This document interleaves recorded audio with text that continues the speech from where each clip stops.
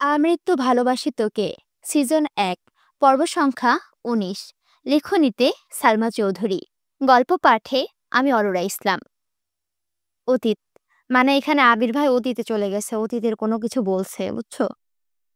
আবিরের কাদম্বিনী নূপুর পরে চঞ্চল পায়ে সারাক্ষণ খানবাড়িতে ছোটাছুটি করত, অথচ আবিরের সামনে আসলেই তার পা থেমে যেত, মুখ লুকাতো মায়ের আঁচলের নিচে। আবির খুব চেষ্টা করেছিল ললনার অভিমান ভাঙানোর, কিন্তু সে প্রতিবারই ব্যর্থ হয়েছিল। পড়তে গেলে, ঘুমাতে গেলে সেই চঞ্চল পায়ের নুপুরের শব্দ আবিরের হৃদয় ভেঙে চুরে চূর্ণ বিচূর্ণ করত। যেই ছোটাছুটি, যেই চঞ্চলতা সে নিজের চোখে দেখতে পারে না, তার শব্দ কানে আসলে আকাশ ভেঙে পড়ত মাথায়। তাই খুলিয়ে নিয়েছিল মেঘের পায়ের নুপুর। দেশ ছেড়ে যাওয়ার কিছুদিন পূর্বে তানভীরকে জড়িয়ে ধরে ২ বছরের জমাটবদ্ধ নীল পাহাড় ভেঙে অঝরে কেঁদেছিল আবির। বোধশক্তি হওয়ার পর সেটাই ছিল আবিরের প্রথম কান্না। লোকে বলে পুরুষ মানুষের কাঁদা নিষেধ, কান্না এলেও কাঁদা যাবে না, চাপিয়ে রাখতে হবে তা মনের গহীনে। কিন্তু যখন জীবনের সবচেয়ে মূল্যবান জিনিসটা হারিয়ে যায় বা নিজের থেকেও প্রিয় ব্যক্তির সাথে দূরত্ব বেড়ে যায়, তখন পুরুষ মানুষ চাইলেও নিজেকে শক্ত রেখে অনুভূতি চেপে রাখতে পারে না। তানভীর আবিরের সেই মরা কান্না দেখে বিস্ময়কর চোখে তাকিয়েছিল। কয়েক মুহূর্ত পর আবিরকে জড়িয়ে ধরে কয়েক শতবার শুধু জিজ্ঞেস করেছিল, কি হয়েছে, কি হয়েছে ভাইয়া, কাঁদছো কেন, বলো আমায়। কিন্তু বাঁধহীন কান্নার ফলে আবির কোনো উত্তর দিতে পারছিল না। পরক্ষণে তানভীর উপলব্ধি করছিল, হয়তো দেশ ছেড়ে, প্রিয়জনদের ছেড়ে চলে যাবে, তাই এভাবে কাঁদছে। সে আর প্রশ্ন করেনি, চুপচাপ ভাইয়ের কান্নার গভীরতা মাপতে ব্যস্ত হয়েছিল। আবিরের সে ক্রন্দন স্থির হয়েছিল প্রায় ১ ঘন্টা।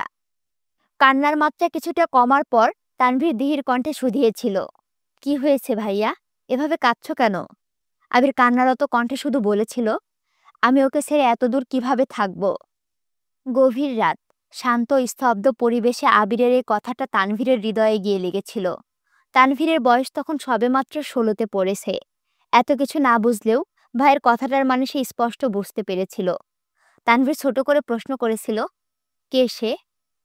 আবির তখনও অজরে কেঁদেই চলেছে, গলা খেকিরি দিয়ে ছোট্ট করে বলেছিল, মেঘ। তানভীর বিমোহিত নয়নে তাকিয়েছিল বেশ খানিকক্ষণ। তারপর ভাইকে শান্ত করে ছাদের ফ্লোরে বসে আবিরের অব্যক্ত প্রেম অনুভূতি শুনেছিল। তানভীরের কাঁধে ছিল গুরুদায়িত্ব। একদিকে মায়ের পেটের বোন, অন্যদিকে চাস্তো ভাইয়ের নির্মল কান্না।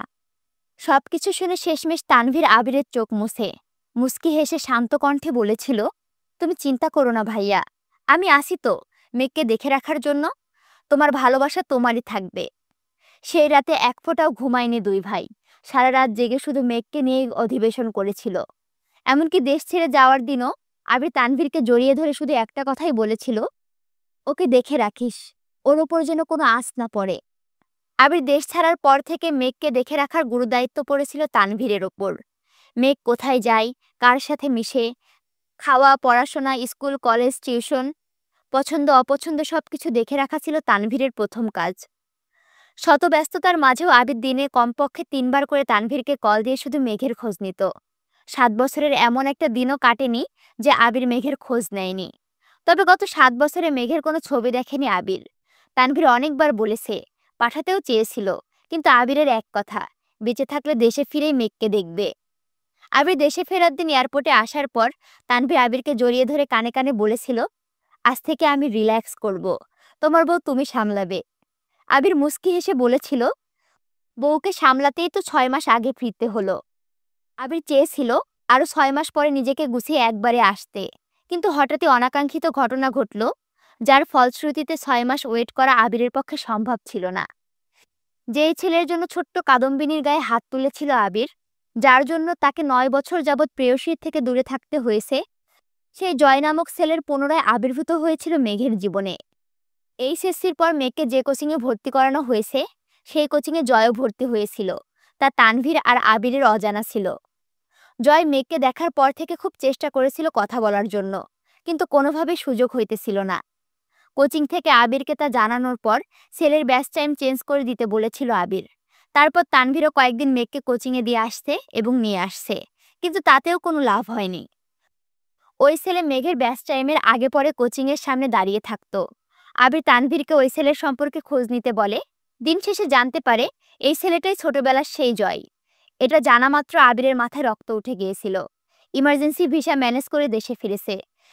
দেশে ফিরে ৯ বছরের রাগ, ক্রোধ, আক্রোশ সবটা যে ঢেলে জয়কে পিটিয়েছিল আবির। বর্তমান মানে এতক্ষণ আবির এগুলো চিন্তা করছিল, এগুলো কল্পনা করছিল এবং ভাবতেছিল। যাই হোক, বর্তমানে আসি।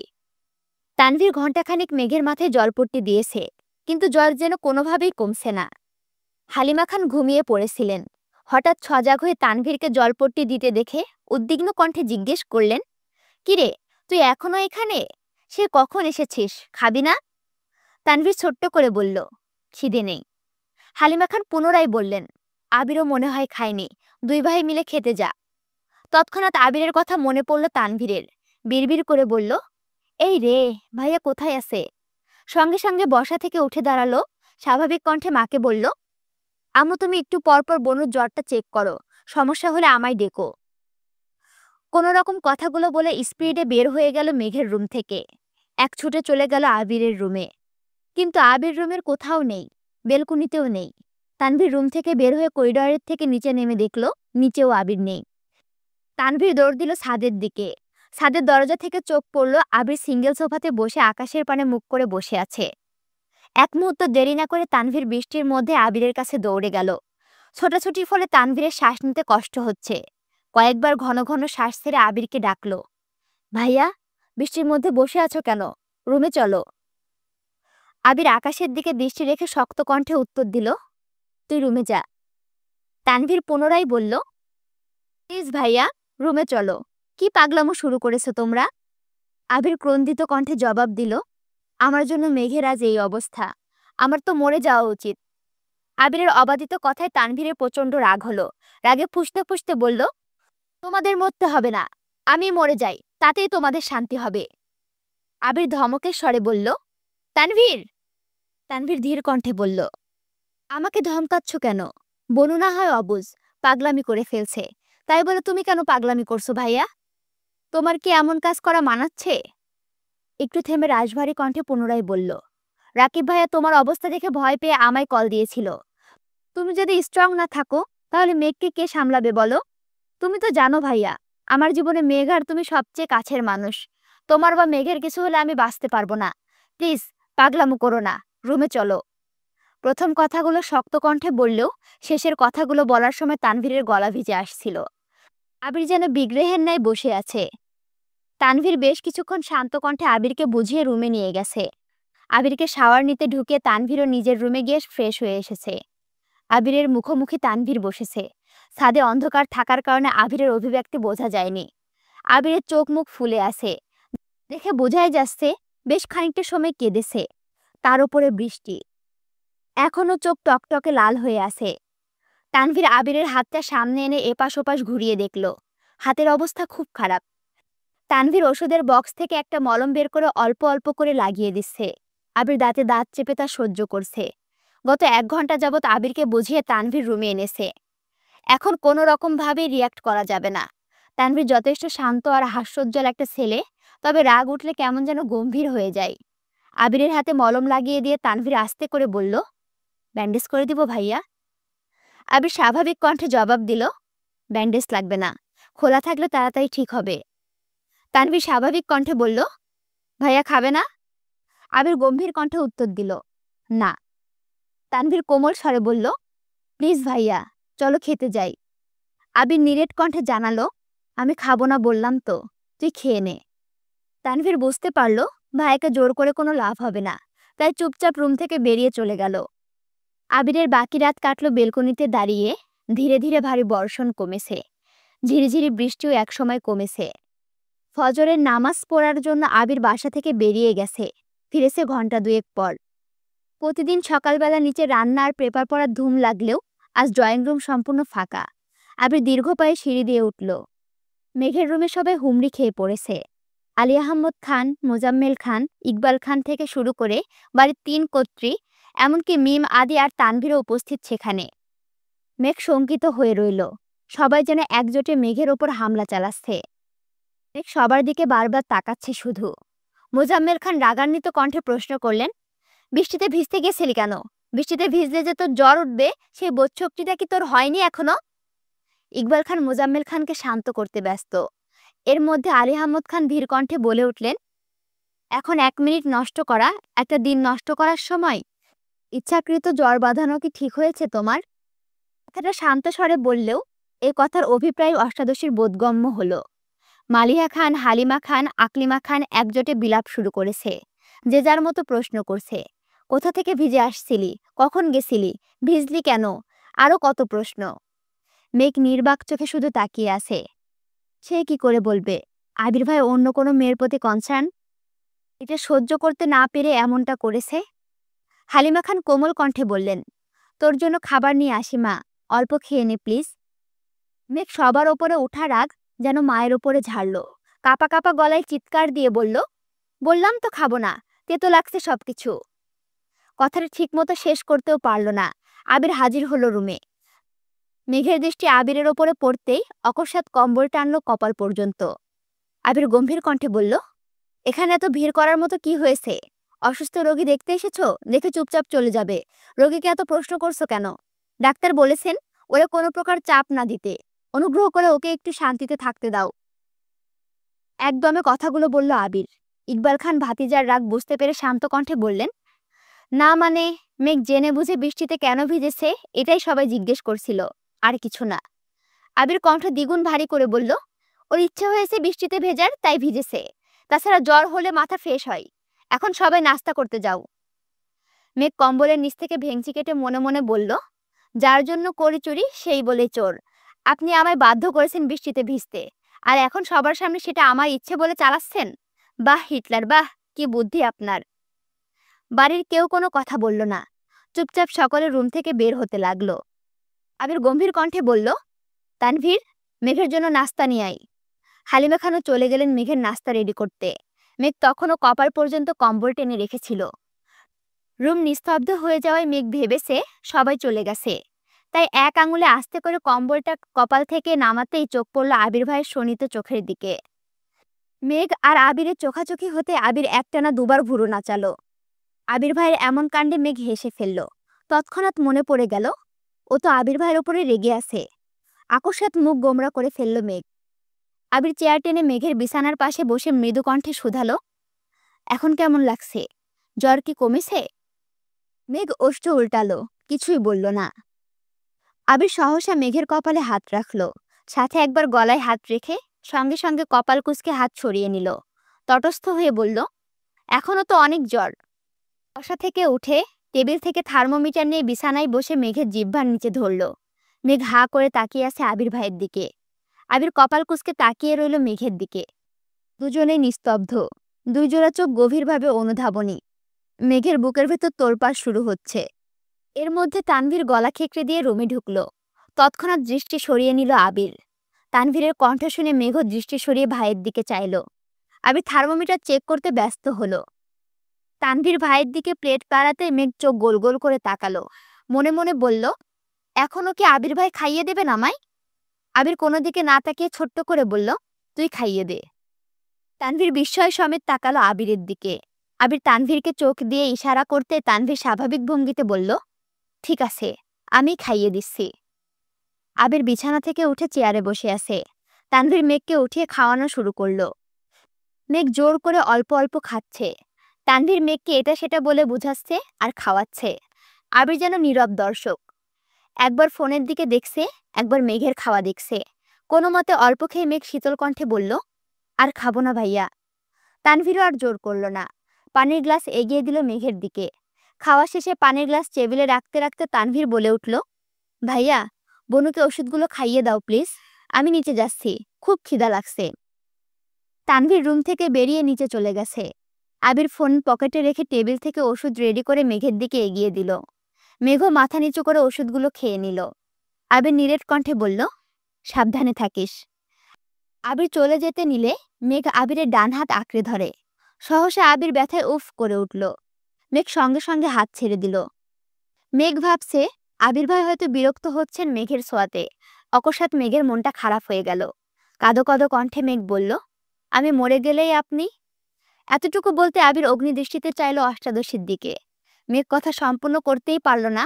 আবির রাগান্বিত কণ্ঠে বলল, চুপ। আবির দাঁতে দাঁত চেপে পুনরায় বলল, আর কোনোদিন যদি তোর মুখে এই কথা শুনি তাহলে ওই দিনই তোকে মেরে বুড়িগঙ্গায় ফেলে দিয়ে আসবো। মেঘের ছোট্ট হৃদয়টা আবির ভাইয়ের কথায় আবারও চূর্ণ বিচূর্ণ হলো। একটু রম্য স্বরেও তো বলতে পারতেন, তা না মেরেই ফেলবেন। মেঘের অক্ষিপট ভিজে আসছে, চিবুক নামিয়ে বিড়বিড় করে বলল, এই বাড়ির কেউ আমায় ভালোবাসে না, সবাই শুধু বকে। সবার রাগ ঝগড়ার একমাত্র জায়গা আমি। কেউ আবার গায়েও হাত তুলেন। শেষ কথাটা বলে আবিরের দিকে তাকালো। পল্লব ঝাপটাতে গাল বেয়ে অশ্রু গড়িয়ে পড়ল। আবির অষ্টাদশীর মুখের পানে চেয়ে মনে মনে বলল, এই কেউটা তোকে ইচ্ছে করে মারতে চায়নি। এটা কি করে তোকে বোঝাবো? এই কেউটা যে নিজের থেকেও বেশি তোকে ভালোবাসে। তোকে মারার সাধ্য কি তার আছে? আমি পারছি না তোকে বুকে জড়িয়ে চিৎকার করে বলতে যে তুই আমার সব কিছু, তোকে ছাড়া আমি নিঃস্ব। আবির বিছানার পাশে বসে গলা খেকিড়ি দিয়ে তপ্ত স্বরে বলল, তুই হয়তো জানিস না, কারো অলিখিত কাব্য তুই, কারো স্বস্তির নিঃশ্বাস নেওয়ার কারণ তুই, তোর ডাগর ডাগর চোখের চাহনিতে কারো বিনাশ নিশ্চিত। তোর অনাদায়ী কর্মকাণ্ডে খুব শীঘ্রই কারো মস্তিষ্কে রক্তক্ষরণ ঘটানোর কারণ হবে। সময় থাকতে সাবধান হয়ে যা মেঘ। মেঘ বিস্ময়কর দৃষ্টিতে চেয়ে রইল। জ্বরের ঘোরে কথাগুলোর মানে বুঝল কিনা কে জানে। মেঘ কণ্ঠ খাদে নামিয়ে বলল, কার? আবির দীর্ঘশ্বাস ফেলে প্রখর স্বরে বলল, তোর বাবা মায়ের। নিজের মনের ভাব চাচ্চু মামনির ওপর চাপিয়ে দিতে বাধ্য হলো আবির। মেঘ অক্ষিপল্লব ঝাপটে বৃহৎ নয়নে চেয়ে আসে আবিরের দিকে। আবির ঠান্ডা কণ্ঠে বলল, আর কার ভালোবাসার প্রয়োজন তোর? আমার আব্বু যেখানে আমার সাথে প্রয়োজনের বাইরে কোনো কথা বলে না, সেখানে তোর ইচ্ছে অনিচ্ছে নিয়ে ভাবে। আম্মুর ভালোবাসা আশা করে আমার তোকে বোঝাতে হবে না। কাকামণি কাকিয়া তো ওদের সন্তানের থেকেও তোকে বেশি আদর করে। চাচ্চু আর মামনির কথা কি বলবো তোকে? চাচ্চু আর মামনির খুব শখ ছিল একটা মেয়ে বাবুর। তোর জন্মের পর দুজন খুশিতে এত কান্না করেছে যে এলাকার মানুষ ভেবেছিল এ বাড়িতে কেউ মারা গেছে। তানভীর ছেলে হয়েও এতটা গুরুত্ব পায়নি যতটা গুরুত্ব তুই চাচ্চু আর মামনির থেকে পাস।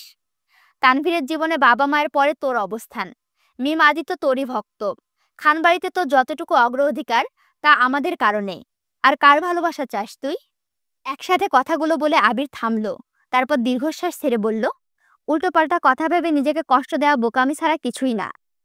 মেঘ ডাগর ডাগর চোখে তাকিয়ে চিন্তিত কণ্ঠে শুধালো, আপনার কথা বললেন না কেন? মেঘের প্রশ্ন শুনে আবির ঢোক গিলে কপাল কুঁচকালো। তারপর শক্ত কণ্ঠে বলল, তোর এখন রেস্ট নেওয়া প্রয়োজন। আবির চেয়ার থেকে উঠে নিলে মেঘ আবিরের ডান হাতে 2 আঙুল আঁকড়ে ধরে। সঙ্গে সঙ্গে আবির দাঁতে দাঁত চেপে চোখ বন্ধ করে ফেলে। মেঘ সহসা আবিরের হাতের দিকে চাইল। আবিরের হাতের কাটা অংশ চাপ পড়ায় রক্ত বের হচ্ছে। সঙ্গে সঙ্গে হাত ছেড়ে দেয় মেঘ। মেঘ আর্তনাদ করে বলল, আবির ভাই, আপনার হাত এতটা কেটেছে কিভাবে? আবির তপ্ত স্বরে শুধু বলল, এমনি। আর কিছু না বলে রুম থেকে বেরিয়ে গেল। মেঘ নির্বাক চোখে তাকিয়ে আবির ভাইয়ের প্রস্থান দেখল। মেঘের মনে পড়ল মেইন গেটের পাশে দেওয়ালে ঘুষি দেওয়ার কথা। ধরে নিল এর ফলে আবির ভাইয়ের হাত কেটেছে। অষ্টাদশী জানতেও পারল না তাকে থাপ্পড় দেওয়ার অপরাধে আবির কত শত ঘুষিতে নিজেকে আহত করেছে। গতকালের ঘটনাগুলি পরপর মনে হতে মেঘের নিজের ওপর বড্ড রাগ হলো। আবির ভাইয়ের অনুভূতি জানতে চাওয়ায় কি দরকার ছিল? রাগে নিজের গালে থাপ্পড় দিতে ইচ্ছে হলো মেঘের। আবির ভাই জান্নাত আপুকে পছন্দ করলে মেঘের ব্যাপারে কোনো অনুভূতি থাকবে না, এটাই তো স্বাভাবিক। আবিরের সাথে এই জীবনে কখনো মেঘের সুসম্পর্ক ছিল বলে মনে পড়ছে না মেঘের। এই হিটলার স্বভাবের ব্যক্তির জন্য আসছে জ্বরে ভুগছে, এটা ভাবতেই মাথায় রক্ত উঠেছে। আবির মেঘের রুম থেকে বেরিয়ে নিজের রুমে গেল। একটা তালা নিয়ে ছাদের গেটে তালা ঝুলিয়ে দিল। তারপর নাস্তার টেবিলে চলে গেল। ততক্ষণে নাস্তার টেবিল ফাঁকা হয়ে গেছে। 3 কর্তি রান্নাঘরে কাজ করছে আর এটা সেটা নিয়ে কথা বলছে। আবির রান্নাঘরের সামনে গিয়ে রাশভারী কণ্ঠে বলল, ছাদের গেটে তালা দিয়ে দিয়েছি, তোমাদের কারো ছাদে যাওয়ার প্রয়োজন হলে আমার রুম থেকে চাবি নিয়ে যেও। আকলিমা খান চিন্তিত কণ্ঠে শুধালেন, মেঘ কি রাতে ছাদে গিয়ে ভিজেছিল? আবির ওপর নিচ মাথা নাড়ালো শুধু। মালিহা খান হালিমা খানের দিকে তাকিয়ে বললেন, যেই মেয়ে ভূতের ভয় পায়, সন্ধ্যার পর বৃষ্টি হলে কানে আঙুল দিয়ে বসে থাকে, সেই মেয়ে এত রাতে ছাদে গেল কিভাবে? হালিমা খান নির্বাক চোখে তাকিয়ে রইল মালিহা খানের দিকে। এই প্রশ্নের উত্তর ওনার কাছেও নেই। আবির কণ্ঠ দ্বিগুণ ভারী করে বলল, তোমাদের এসব নিয়ে গবেষণা করতে হবে না, যা হওয়ার হয়েছে। মেঘকে এই বিষয় নিয়ে আর কোনো প্রশ্ন করবে না। ছাদে না যেতে পারলে এমন কাণ্ড আর ঘটাতে পারবে না। এই টপিক এখানেই শেষ। আবির চুপচাপ নাস্তা করে নিজের রুমে চলে গেছে। তানভীরের সারাদিন কাটলো চায়ের পর চা খেতে খেতে। আবিরের জন্য ঘণ্টাখানেক তানভীরকে বৃষ্টিতে ভিজতে হয়েছিল, যার ফলস্বরূপ গলা ব্যথা এবং সর্দির উপক্রম হয়েছে। বিকেলে আবার এমপির সম্মেলনে যেতে হবে, তাই চা কফি খেয়ে গলা ঠিক রাখছে। দুপুরে খাবার খেয়ে বেরিয়ে পড়েছে সম্মেলনের উদ্দেশ্যে। আবির সারাদিনও রুম থেকে বের হলো না। ৩টার দিকে মালিহা খান আদিকে পাঠিয়েছিল ডাকার জন্য, কিন্তু আবির ঘুমাচ্ছে দেখে আদি দরজা থেকে চুপচাপ চলে আসছে। আরও কিছুক্ষণ পর বাধ্য হয়ে মালিহা খান নিজেই সিঁড়ি দিয়ে উঠে গেল ছেলের রুমে। দরজা থেকে একবার আবিরকে ডাকলো, কিন্তু কোনো সাড়া নেই। মালিহা খান ছেলের কাছে গিয়ে বাহুতে হাত দিতে আঁতকে উঠলেন। জ্বরে আবিরের গা পুড়ে যাচ্ছে, ডান হাত ফুলে গেছে কনুই পর্যন্ত। মালিহা খান এই যে ছেলেকে ডাকছে, আবির জ্বরের ঘরে কিছুই বলতে পারছে না। মালিহা খান রুম থেকে বেরিয়ে হাত ডাক শুরু করলেন। ইকবাল খান সোফায় বসে টিভি দেখছিলেন। ভাবির ডাক শুনে দৌড়ে গেলেন। মেঘ ঘুমাচ্ছিল। হালিমা খান মেঘের মাথায় জলপট্টি দিচ্ছিলেন। বড় জায়ের আর্তনাতে মেঘের রুম থেকে বেরিয়ে ছুটে গেলেন আবিরের রুমে। আবিরের মুখমণ্ডল অন্ধকার হয়ে আছে। হাতের ব্যথার সাথে দীর্ঘ সময় বৃষ্টিতে ভেজার ফলে এই দশা হয়েছে। ইকবাল খান সঙ্গে সঙ্গে ডাক্তারকে কল দিয়েছেন। ঘণ্টাখানেক পর পরিস্থিতি শান্ত হলো। আবিরকে ব্যথার ওষুধ খাওয়ানো হয়েছে। মালিহা খান ছেলের মাথায় জলপট্টি দিতে ব্যস্ত হলো। হালিমা খান বেরিয়ে মেঘের রুমে গেলেন। ততক্ষণে মেঘের ঘুম ভেঙে গেছে। হালিমা খানের থমথমে চেহারা দেখে মেঘ শঙ্কিত হলো। উদ্বিগ্ন কণ্ঠে শুধালো, কি হয়েছে আম্মু? হালিমা খান মেয়ের কাছে বসতে বসতে বললেন, তোরা ৩ ভাই বোন মিলে কি শুরু করেছিস বলতো? মেঘ স্বাভাবিক কণ্ঠে বলল, কেন, কি হয়েছে? হালিমা খান তপ্ত স্বরে বললেন, একদিকে তোর অবস্থা খারাপ, ওইদিকে তানভীরের লাগছে সর্দি। সকাল থেকে চা কফি খেতে খেতে কিছুক্ষণ আগে বের হলো। এখন আবার আবিরের। মেঘ আঁতকে উঠে প্রশ্ন করল, কি হয়েছে আবির ভাইয়ের? হালিমা খান কোমল কণ্ঠে বলা শুরু করলেন, রাত থেকেই তো ছেলেটা দৌড়ের ওপর। বৃষ্টিতে ভিজে অফিস থেকে আসছে। তারপর তোরে ছাদ থেকে রুমে এনে রেখে ডাক্তার আনতে গেছে, আবার ডাক্তারকে দিয়ে ওষুধ নিয়ে আসছে। কিভাবে যেন হাত কেটেছে, সেই হাত ফুলে ব্যথায় এখন জ্বর উঠে গেছে। জ্বরে চোখ খুলতে পারছে না ছেলেটা। মেঘ মায়ের দিকে ড্যাব ড্যাব করে তাকিয়ে আছে আর মনে মনে ভাবছে, আবির ভাই আমার জন্য এত কিছু করেছে।